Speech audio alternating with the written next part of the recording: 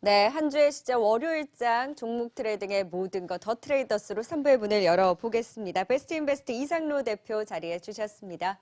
어서 오세요. 네, 반갑습니다. 네, 오늘의 특징주 흐름을 쭉 살펴보면 지난주 후반부터 시장에 힘을 내기 시작할 때 사실 가장 힘을 크게 받았던 것이 반도체주였어요. 네. 자, 오늘도 원익 IPS가 신고가를 경신하면서 반도체 장비주 안에서 또 여실히 강한 움직임을 보이고 있고 오늘 무엇보다 SFA 반도체가 또 급등을 하고 있지 않습니까? 네. 이 특징주 어떻게 좀 하나하나 살펴볼까요? 네, 뭐 일단 SFA 반도체 같은 경우에 지금 엄청난 뭐 상승 자체가 오늘 이루어지고 있고 지금 앞에서 갇혀져 있던 자리를 지금 현재 돌파를 하는 부분인데 뭐 꾸준히 저를 지켜보신 분들은 뭐 이 SFA 반도체에 대해서 한 번씩은 다 들어보셨을 만한 종목군이고 실질적으로 여기에서 우리가 한번 봐야 되는 것이 잠깐 한번 체크를 하면서 보도록 하겠습니다. 일단은 이 SFA 반도체가 현재 이제 시스템 반도체에 대한 부분으로 네. 우리가 현재 분류가 되는데 지금 시장에서 올라가는 종목군들이 제가 이제 꾸준히 말씀드렸던 게 이제 반디국시라고 했죠, 우리가. 그러니까 이 반디국시라는 것이 반도체 디스플레이 국산화 시스템 반도체거든요. 그러니까 결국에 이 트렌드 자체가 지금 10월 달에 한번 크게 10월 달, 11월 달까지 오르고 난 다음에 12월 달 잠깐 쉬다가 12월 중순 이후로 오르는 부분인데요.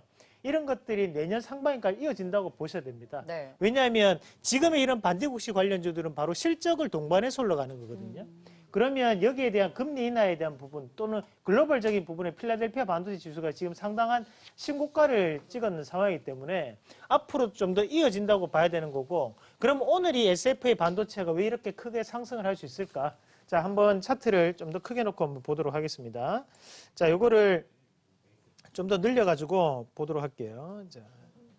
확실히 비메모리 네. 반도체주 안에서 가장 또 견조한 흐름을 보이고 있는 것 같아요. DBI텍, SFA 반도체가 제일. 네, 근데 뭐 실질적으로 우리가 이제 DBHTech 같은 경우에는 파운드리 관련해서 과정이고요. 요 SFA 반도체 같은 경우에는 대주주가 SFA입니다. 한마디로 여기에서 이제 급락이 한번 나타나는데 급락을 해서 크게 거래량이 터졌죠. 이전까지는 이제 우리가 STS 반도체라고 했습니다. 그래서 이 기업이 소위 하는 말로 부도가 났습니다. 그래서 거기에서 이제 지분 자체를 우리가 사들임으로써 SFA가 이 회사 이름이 이제 SFA 반도체로 바뀌었는데 그러면서 이제 재무 구조가 개선되고 난 다음에 이번에 바닥권역에서 지금 급락 후에 첫 양봉 형성되고 올라왔다는 거거든요. 그러면 하방에서 들어왔던 이런 거래량은 뭐라고 봐야 되냐면 추세를 전환시키는 거래량이라고 볼 수 있다는 거죠. 그러고 난 다음에 다시 한 번 더 지금 125일선 바로 10년 만에 평균 주가를 지금 돌파를 하는 과정이기 때문에 지금 현재 과정에서 봤을 때는 이 자리에서 단기간에 대한 차익 매물이 나올 수는 있습니다. 하지만 지금 가격대 이런 125일선을 중심으로 다시 한 번 더 지지를 받는 형국이 나타날 수 있다는 거죠. 왜냐하면 10년 전보다 지금 훨씬 더 실적도 좋아졌고 회사에 대한 재무구조 개선이 상당 부분 나타났다고 보셔야 되거든요. 그래서 오늘의 이런 상승 자체는 이런 반디국시 관련주, 특히 이 시스템 반도체에 대한 재평가가 이루어질 수 있는 다른 여타의 시스템 반도체도 같이 올릴 수 있는 그런 단계적인 부분이 아닌가 그렇게 말씀을 드리겠습니다. 네, 사실 넷플릭스는 기대보다 좀 못 미친 실적을 발표하고 나서 원래는 네. 대장이 넷플릭스였는데 그 이후에는 좋은 실적을 발표한 SFA 반도체가 가장 또 강하게 치고 올라가고 있잖아요. 그럼 비메모리 반도체주 이제 상승을 또 이끌 수 있다라고 짚어주신 부분을 봤을 때 네. 그러면 비메모리 반도체는 덜 오른 종목들에서 찾아보는 게 낫나요? 아니면 강한 종목들 안에서 매매를 해보는 게 낫나요? 네, 일단은 우리가 이런 시스템 반도체 같은 경우에는 좀 한번 보셔야 되는 것이 실질적으로 이 시스템 반도체에 대한 분야가 상당히 큽니다. 그건 네. 무슨 말이냐면 앞서도 제가 뭐 파운드리에 대해서 잠시 말씀을 드렸는데요. 네. 우리가 이제 종합 반도체 그룹을 이제 IDM이라고 하죠. 그런 업체들을 뭐 삼성전자, SK하이닉스 제외하고 그다음에 이제 전공정, 후공정 나뉘고 그다음에 이제 시스템 반도체 기타에 대한 부분 다를 우리가 시스템 반도체라고 합니다. 그 시스템 반도체 안에서도 팹리스가 있고 또 파운드리가 있겠죠. 네. 그럼 이런 부분에 대한 구분도 또 있어야 되거든요. 근데 실질적으로 이런 시스템 반도체 안에서 또 삼성의 납품이 들어가는 기업이냐 아니면 본인들이 글로벌 수출을 하는 기업이냐 또는 아니면 LG에 납품을 하는 기업이냐 이런 것들도 나뉜다는 거죠. 그럼 여기 범위가 상당히 큽니다. 그러면 실질적으로 지금 현재 알려져 있는 부분에서 본다면 파운드리 업체들이 잘 올라가는 것이 이런 기업들은 소위 얘기하는 이 삼성에 대한 라인을 타고 있다는 얘기거든요. 또는 대기업이 뭐 지주사라든지 아니면 대주주에 대한 역할을 하는 기업들이 최근에 종목군들 움직임이 좋다라는 거죠. 그러니까 지금은 이런 팹리스 업체들, 그리고 우리가 설계만을 담당하는 업체들보다는 뭐랄까 이제 조금 대기업과 관계가 있는 기업들을 위주로 보시는 게 맞습니다. 결국 정부에서 지금 추진하고 있는 것이 정부 정책으로 시스템 반도체에 대한 육성이라는 부분 자체를 모토로 진행을 하고 있거든요.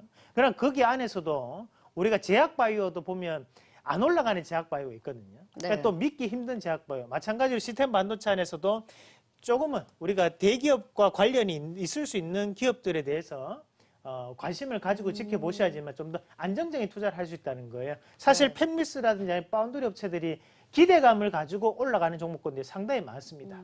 그래서 거기에 대한 거래처 자체를 좀 더 확인을 하시면서 그렇게 투자를 하시면 좀 더 긍정적인 우리가 수익이 나타나지 않을까라는 말씀까지 드리도록 하겠습니다. 네, 탄탄한 거래처가 있어야 된다는 그죠? 거죠. 네, 네네. 그래서 SFA 반도체도 그렇고 DB하이텍도 그렇고 확실히 좀 차별화된 조금 더 견조한 실적에 대한 전망과 함께 다른 종목들 대비 선방을 해주고 있는데 충분히 조금 더 긍정적으로 볼 수 있겠다라는 진단까지 주셨고요. 두 번째 특징 좀 원익 IPS도 살펴볼까요?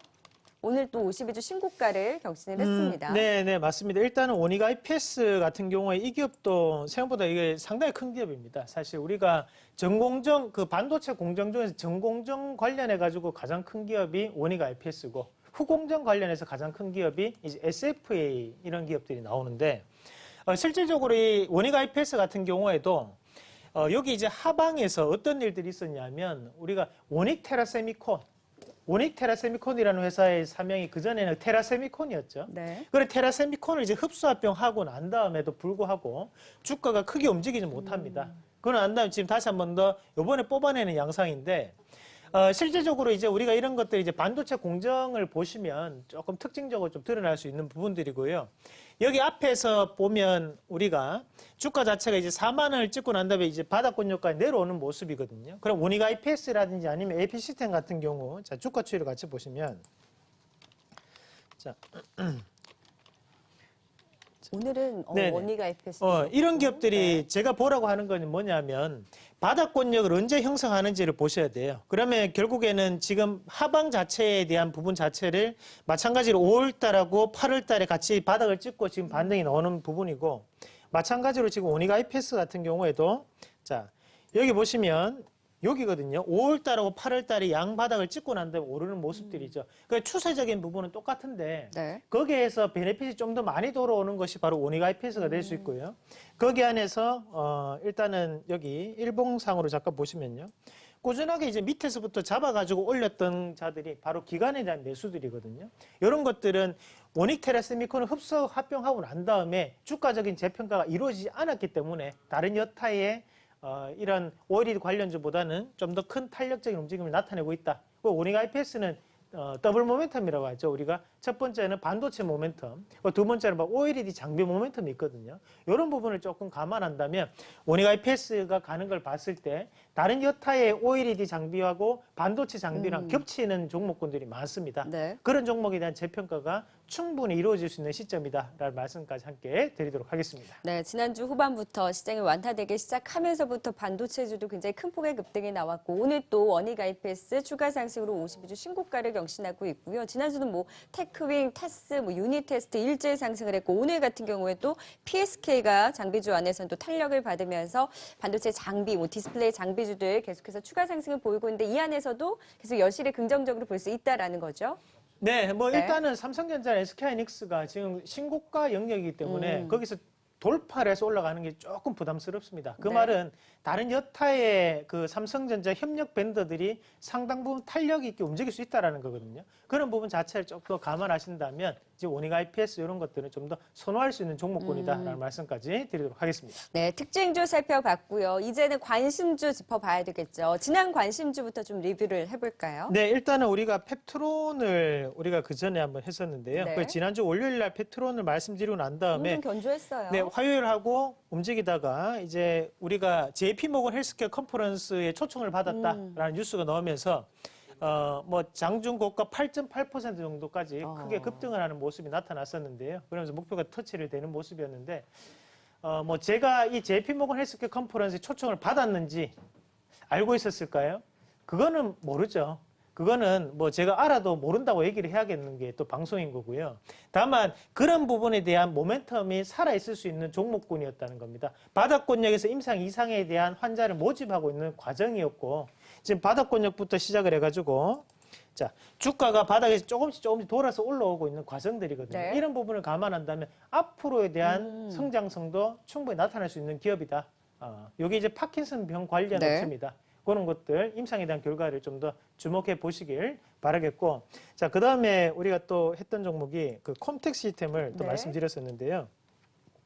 자 콤텍 시스템이 여기서 탄력 있게 움직이지 못하고 오히려 빠져버렸습니다. 그래서 오늘까지 빠지는 모습인데 실질적으로 이런 것들이 지금 앞에서 이루어졌던 이런 11,600원 자리가 어떻게 보면 세력에 대한 매집 단가들이거든요. 그럼 그런 가격대가 충분히 다시 한번 반등이 나올 수 있다고 보고 이것이 조금 소형주다 보니까 개인 투자자분들이 많은 매수가 들어감에 따라 가지고 주가가 잠시나마 좀 힙소가 걸리는 과정이라 보고 좀 더 우리가 요즘 요 기업을 관심 있게 지켜보신다면 네. 충분히 내년에 5G에 대한 성과가 나타날 수 있는 기업이거든요. 그래서 신규 모멘텀을 보시고 이 기업을 좀 더 관심 있게 지켜보시는 말씀까지 함께 드리도록 하겠습니다. 네, 지난주 종목이었던 펩트론과 콤텍 시스템은 여전 좀 보유 관점으로 긍정적으로 지켜보자라는 진단을 주셨고요. 펩트론은 목표가를 터치하긴 했지만 여전히 내년에 있을 JP모건 헬스케어 컨퍼런스 초청에 따른 기대감이 있는 만큼 더 지켜보자라는 부분까지 진단을 해봤습니다. 자, 이제 그렇다면 내일의 유망주도 좀 더 기대를 걸어봐도 될까요? 어떤 종목일까요? 네, 우선 주성 엔지니어링을 잠깐 한번 같이 보도록 하겠습니다. 우리가 제가 네. 조금 그림을 좀 준비를 해왔는데요. 정통적인 이런 장비주들을 네. 지금 가지고 나오셨어요. 자, 일단 주성 엔지니어링 보시기 전에 그림을 잠깐 한번 살펴보시면 우리 요게 이제 자막이 좀 잘못됐으면 반도체 이제 8대 과정이라고 하는데 네. 요거는 이제 지난주에 제가 특강을 하면서 특강 가족분들한테 보여드렸던 내용인데요. 이제는 뭐 시간이 지났으니까 제가 한번 보여드리면 이런 그림들 여러분들이 꼭 외워 놓으셔야 됩니다.